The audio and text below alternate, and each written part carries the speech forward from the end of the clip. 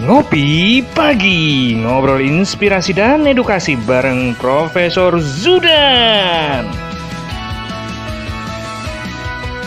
Salam bahagia kerabat desa Indonesia, pagi-pagi rutinitas kita ngopi pagi bareng Prof Zudan. Jadi ritual pagi TV Desa ini mulai Senin kemarin itu adalah ngopi pagi bareng Prof Zudan. Ini luar biasa, pagi ini kita melanjutkan yang pagi kemarin. Ini kayaknya ini akan terus nyambung terus sih Pak. Kita tetap harus istirahat di Sabtu sama Minggu pagi-pagi. Prof Zudan harus ada acara yang lain. Jadi ngopinya tetap cukup Senin sampai Jumat. Pagi Prof, ada di mana ini? Selamat pagi Mas Suryo Koco, Mas Koco dan seluruh kerabat desa. Pagi ini saya ada kunjungan ke Dinas Dukcapil di Kabupaten Cianjur. Mau memberi briefing di sana untuk penuntasan masalah-masalah agar kita bisa memberikan solusi yang paling tepat sesuai dengan konteks lokalnya. Karena di Indonesia itu macam-macam Mas Koco. Tidak semua dipukul rata, semua bisa dengan satu formula, satu rumus. Pengalaman menunjukkan ternyata tidak bisa. Harus ada sentuhan-sentuhan lokal. Nggak ada obat yang satu untuk semua gitu ya Pak? Nggak ada, nggak bisa. kecuali doa untuk masuk surga gitu kan. Udah ada obatnya, doa masuk surga. Prof, pagi ini kita melanjutkan yang kemarin. Anjungan Dukcapil Mandiri. Ada beberapa yang Prof kemarin sudah sampaikan, di beberapa tempat itu sudah berjalan dan seterusnya. Dan saya lihat juga teman-teman di daerah juga sudah pada siap ini. Silakan Prof, langsung menyapa teman-teman di daerah yang sudah mempersiapkan diri. Jadi ini lebih ke forumnya Prof Zudan untuk pamer ini. Teman-teman sudah luar biasa. Silakan Prof. Terima kasih Mas Suryo Koco beserta seluruh kru TV Desa. Juga seluruh kerabat desa yang pagi ini sudah bergabung, Dukcapil seluruh Indonesia, para pemirsa TV Desa. Pagi hari ini kita bersama-sama kembali untuk saya bisa menyampaikan sebagai bentuk akuntabilitas sebagai penyelenggara negara bahwa kita sudah melaksanakan, sudah mengerjakan untuk sesuatu yang mendorong pelayanan publik bisa berjalan lebih baik. Saya sebagai penanggung jawab akhir layanan administrasi kependudukan ingin terus memberikan pelayanan yang terbaik kepada masyarakatnya. Hari ini juga saya ditemani kawan-kawan saya yang bekerja di ujung terdepan layanan administrasi kependudukan. Dari Padang Pariaman ada Pak Kepala Dinas Uda Fadli. Dari Banyuwangi ada Pak Kepala Dinas Dukcapil juga, Pak Juang. Dari Magetan juga sudah hadir Kepala Dinas Dukcapil juga, Pak Hermawan. Nah, beliau ini yang bertiga generasi awal yang sudah melaksanakan dan mengimplementasikan ide dasar pelayanan Dukcapil yang bisa dilakukan kapanpun. Tidak mengenal hari libur, tidak mengenal tutup jam kantor. 24 jam sehari, 7 hari dalam seminggu, ini sudah bisa dilakukan. Seluruh Indonesia saat ini sudah ada 77 anjungan Dukcapil yang terdistribusi. 77. Ada 40 yang sudah beroperasional, 33 sedang proses koneksi. Nah, yang ingin saya laporkan, saya ceritakan, saya curhat kepada Bapak dan Ibu, pemirsa TV Desa, kawan-kawan kerabat desa itu begini. Ketika saya awal-awal menjadi Dirjen Dukcapil di tahun 2015, kita menerima banyak sekali keluhan. Kita menerima banyak sekali masalah. Yang ada masalah pertama kali adalah lambat. Layanan Dukcapil itu lama. SOP-nya dulu itu 14 hari. Maka coba kita perpendek. Yang kedua, lambat itu salah satunya karena memang di SOP-nya memberikan toleransi sampai sampai 14 hari ya, Bro. 14 hari. Ya, jadi terkesannya lama sekali. Yang kedua, antrian. Masyarakat ternyata malas ngantri, Mas Suryo Koco. Ya, Mas Koco, masyarakat kita itu malas ngantri. Pengaduan banyak. Kemudian yang ketiga, pungli dan calo. Nah, ini muncul. Akhirnya kita melakukan berbagai inisiatif. Ide-ide saya kumpulkan dari kabupaten kota, dari provinsi, dari teman-teman Dukcapil Pusat. Ide pertama, potong persyaratan. Agar masyarakat nggak lama, nggak dari RT, RW, kecamatan. Oh, ya. Artinya ide pertamanya adalah mengurangi tahapan persyaratan. Ya, kurangi. Maka tapi sekarang, tetap dalam konteks aman juga kan untuk keperluan pendataan. Jadi kita berbenah dulu semangatnya ketika ada persyaratan dari RT, RW, kelurahan, desa, kecamatan, karena database belum terbangun dengan baik. Nah sekarang dengan kita memiliki big data, 268 juta penduduk Indonesia sudah terdata semua by name by address, maka tidak perlu bawa pengantar karena ketik NIK-nya datanya sudah keluar. Ketik namanya, kalau namanya spesifik tidak ada nama yang sama, namanya langsung keluar. Nah, big data kita sudah terbangun lebih baik daripada 5 tahun yang lalu. Daripada 6 tahun yang lalu. Yang kedua, kita mendorong layanan online. Nah, bertahap sehingga masyarakat tidak perlu antri.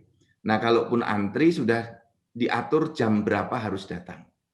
Kemudian yang ketiga ini, anjungan Dukcapil Mandiri untuk mengurangi tatap muka, mengurangi antrian.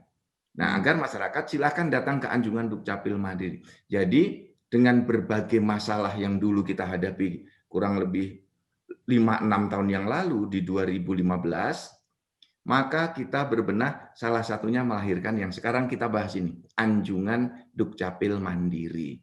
Jadi totali mandiri ya, Prof. Artinya total memang artinya mandiri, nggak ada orang yang melayani di situ. Ya.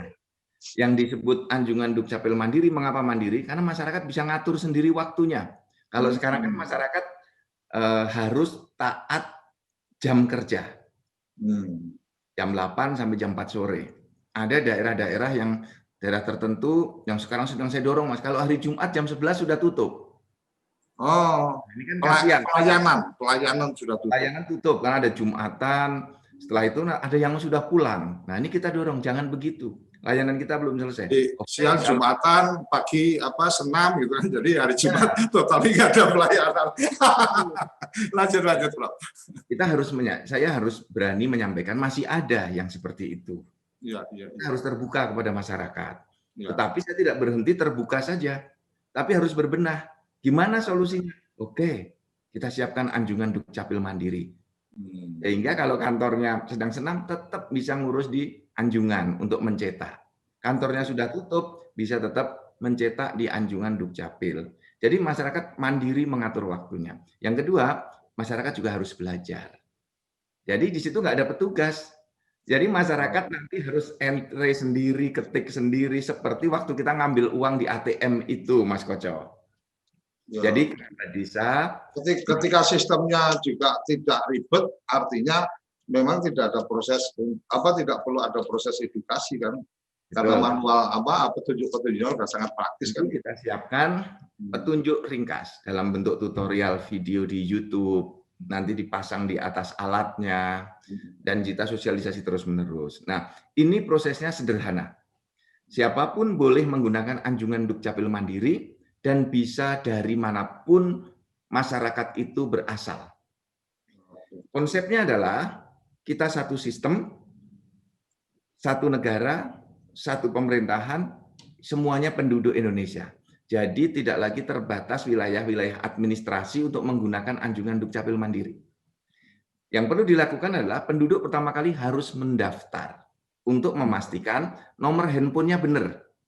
Cocok dengan saya. Misalnya nomor handphone saya datang ke Dinas Dukcapil di Kabupaten Bekasi, mendaftar. Pak Kadis Dukcapil, ini handphone saya, nomornya sekian, datanya data saya. Setelah itu saya diberi PIN untuk mengaktifkan di anjungan Dukcapil Mandiri. Itu kita sudah terdaftar dan PIN itu bisa digunakan untuk jangka waktu 2 tahun. Oh, PIN itu bisa dipakai untuk 2 tahun. Mengapa 2 tahun? Di layanan anjungan Mandiri. Mendaftar 1 kali bisa berguna untuk 2 tahun. Tidak setiap kali harus mengurus layanan minta PIN, enggak. Mengapa 2 tahun? Karena penduduk kita ada yang meninggal dunia, ya, perlu verifikasi dia ke luar negeri, gitu. Agar ini tidak diberikan kepada orang yang lain. Karena bahaya kalau PIN-nya diberikan orang lain. Maka kepada kerabat desa, kalau nanti sudah punya PIN, jangan PIN-nya diberikan orang lain, jangan diberikan ke saudara, jangan dititipkan calo, tolong print-kan dokumen saya di sana. Nggak boleh. Bahaya Prof membagi PIN, apalagi PIN ATM. Tahu. lanjut ulang. PIN harus dirahasiakan. Nah, setelah mendapatkan PIN, nomor handphone kita kan sudah terdaftar di Dukcapil. Setiap kali mau mencetak, tinggal lapor ke nomor handphone tertentu, lapor ke Dukcapil. Yang terhormat Dukcapil, saya mau cetak KK. Nanti dikirimi PIN untuk mencetak KK atau QR code. Nanti teman-teman, tolong Mas Hermawan, Mas Juang, atau nanti di videonya bisa di itu, Bro. Atau Bisa Dedi, dipraktekkan. dijelaskan di sana. Sudah ada contoh-contohnya. Nah, dengan PIN pasang di dalam QR code-nya. QR code-nya dibaca di dalam readernya di Anjungan Dukcapil itu. Jadi inilah langkah-langkah yang kita lakukan. Kami selalu berpandangan masalah itu adalah jalan lebar untuk melangkah lebih baik. Jalan lebar untuk maju. Ada masalah, kita maju sedikit, kita selesaikan. Ada masalah, kita naik sedikit. Ada masalah, naik lagi. Terus. Nah, inilah langkah-langkah kita. Semuanya ditujukan untuk satu hal, memberikan pelayanan yang membuat masyarakat kita itu berbahagia. Nanti kan terus akan ada multiplier effect. Mas Koco mungkin ingat bagaimana dulu waktu kecil kita di branding oleh sebuah kualitas. Waktu kita kecil, bapak saya itu kalau naik sepeda motor ditanya, "Bapak naik apa?" "Naik Honda." Padahal naiknya Yamaha. Ya. Kawasaki, selalu ngomong Honda. Ya. Terus kalau beli batu baterai, ibu saya itu ngomong beli ABC. Ya. Kalau beli pasta gigi, tolong belikan Pepsodent. No Pepsodent, ya.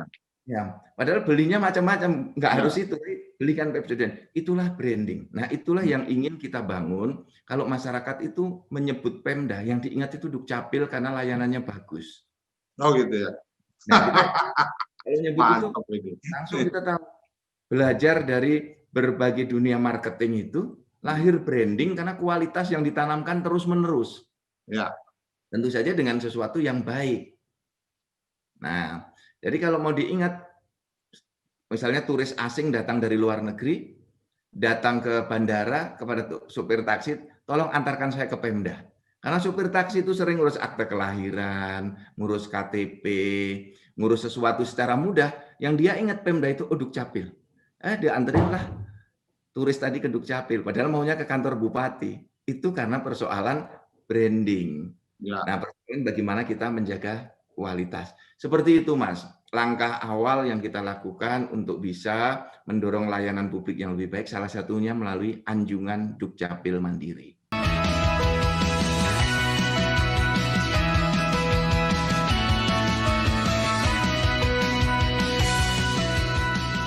Ngopi Pagi, ngobrol inspirasi dan edukasi bareng Profesor Zudan.